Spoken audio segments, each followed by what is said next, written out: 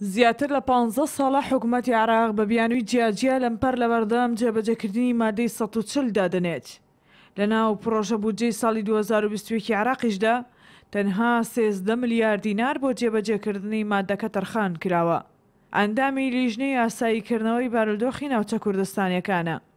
ئەو پێی وایە حکوومەتی عێراق نیازی جێبەجێکردنی ئەو مادەی نییە و تەرخانکردنی ئەو پارێش بۆ ناوچە کوردستانیەکان نییە، چونکە سەرۆکی لیژنەکە لە پەرلەمانی عێراق عەرەبێکی شیعێ و دژی جێبەجێکردنی مادەی 140.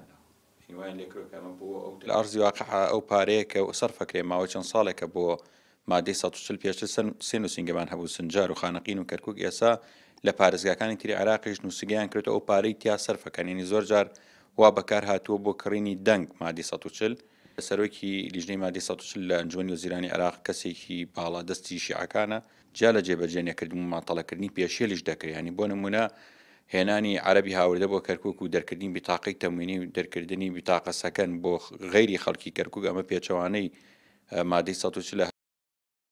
ئەندامێکی لیژنەی ناوچە کوردستانەکانی دەرەوەی ئیداری هەرێم لە پەرلەمانی کوردستان دەڵێت مەترسیەکی گەورە لەسەر جێبەجێکردنی مادەکە هەیە.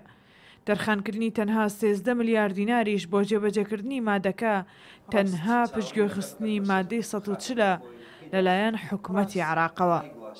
مەترسیەکان ئەوەن یەکەم شت بەرتەسەکردنەوەی ڕووبەری هەرێمی کوردستان و حکومدارەتی هەرێمی کوردستانە و داگیرکردنی ئەو مڵک و ماڵ و زەوی و خاچی گەلی کوردستانە و دووەم شت کەمکردنەوەی ڕێژەی دانیشتوانی کوردستانە کە پێم وایە ئەوە لە زۆر وڵاتی تریش ئەوانی کە کوردیان دابەش بووە زۆر جار ڕاگواستن و خۆمان بینیمانەوە تعریب و ڕاگواستن و بەتروکردن و بە فارشکردنی ئەو ناوچانە لە هەموو پارچەکانی کوردستان ئەوە بووە.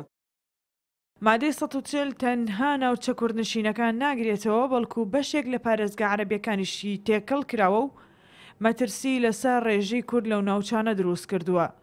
لە سەرەتادا بۆ جێبەجێکردنی ئەو مادەی تەنها سێ نووسینگەی مادەی 140 لە ناوچە کوردستانەکان هەبوو، بەڵام ئێستا 15 نووسینگە کراوەتەوە کامەش بووتە گرفتێک بۆ گەڕانەوەی ئەو ناوچانە بۆ سەر هەرێمی کوردستان.